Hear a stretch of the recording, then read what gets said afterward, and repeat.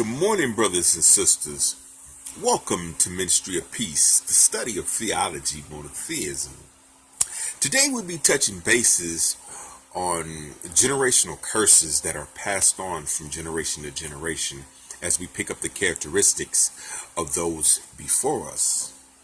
As it is written in the book of Matthew, chapter 23, Jesus the Christ says, "Woe to you, scribes and Pharisees, hypocrites of today, blind guides, for you cleanse the outside of the cup and dish, but inside they are full of extortion and self-indulgence, unrighteousness, which indeed appears beautiful outwardly, but inside are full of dead men and women bones, and all uncleanness, hypocrisy, lawlessness. You are witnesses against yourselves, for you are sons and daughters of those who murdered and prosecuted the prophets and the messengers before us, serpents." Now, if you notice that Jesus is calling them serpents. Now, in the beginning, the serpent came to Eve and whispered in her ear to mislead her into taking of the tree of knowledge of good and evil.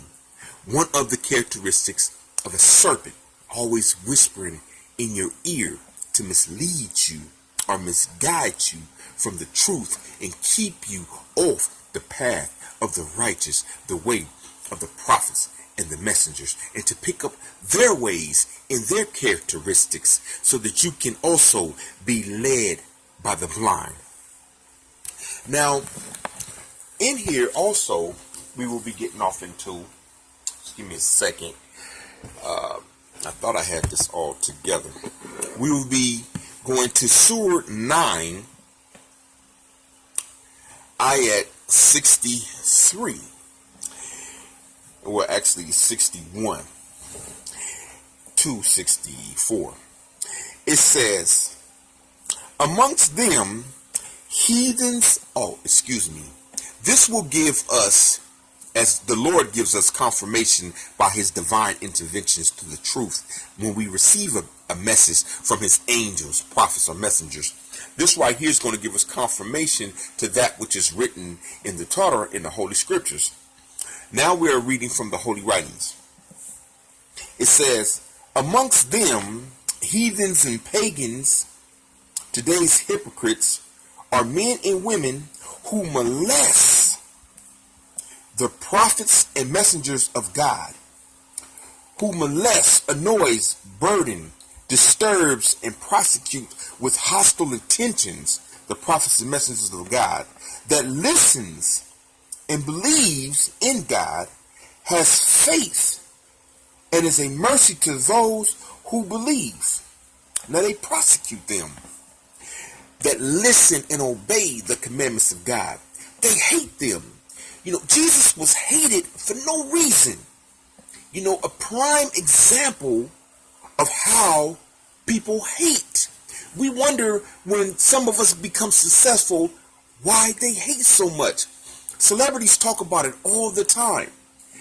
And then there's even rappers that have rapped about it and just said they're going to hate you for whatever you do.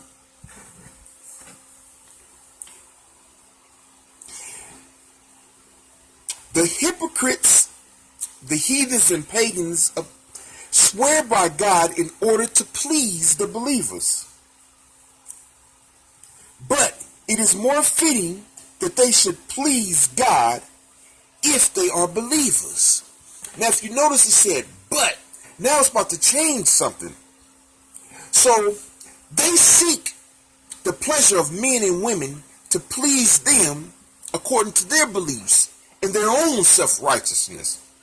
And then they mislead them by believing in their own truths and their own falsehoods to keep everyone led astray. Know they not that for those who oppose God, the supreme disgrace, breaking his commandments delivered by his angels, prophets, and messengers. Now, Exodus 23 through 7 gives us an example, or actually gives us the commandments of what God is saying. Then God says, we shall have no other gods before him.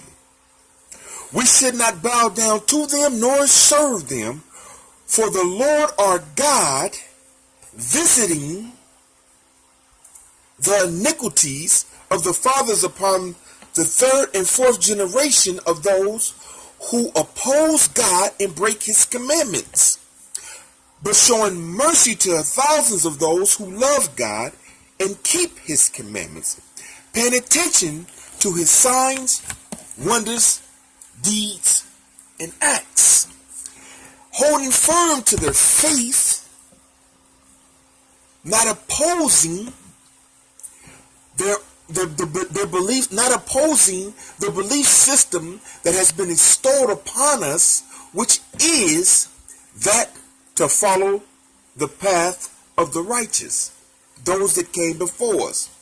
As it is said in religion, to follow, to make it more simple, to follow the ways of Jesus, to follow the ways of the prophets and the messengers.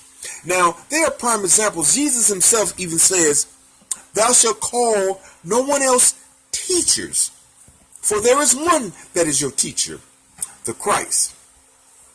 Then it says, the hypocrites hides what is really passing in their hearts and minds, mocking only themselves, but verily God will bring to light all that they hide shall be revealed to us. Now, clearly, if we pick up any of these characteristics, self-righteousness, being a hypocrite, being a heathen or a pagan, serving other gods, idolatry, putting something before God, whether it is man, woman, children, homes, houses, clothes, material things, money, alcohol, drugs, it don't matter. If you put anything before God, his prophets or any of his messengers, anything that is in the heaven or anything that is on the earth, if you serve that and break God's commandments, then you will receive the generational curses. And the cold part about this, you might not even, it might not even show in your life, but it will show in your kids' life to the third and fourth generation until they understand that they must repent for something that you did. So let us all come wholeheartedly to the Lord, submitting our wills to the will of God, repenting, changing our ways one day at a time, coming as we are, because it's going to be a struggle and fight, because the mind is still an old shoe. So it's going to always want to return to its old thinking. But the heart is the altar, and here's where the Messiah sits. So now the heart and the mind begins to battle one another. And then they say, well, it is easy to do wrong and hard to do right. But once you put the love of God in your heart, it is easy to do right and hard to do wrong. Even when you think it or feel it, you don't like how it feels when you're doing something wrong, innerly or outwardly. May peace and blessings be with you. God loves you, and so do I.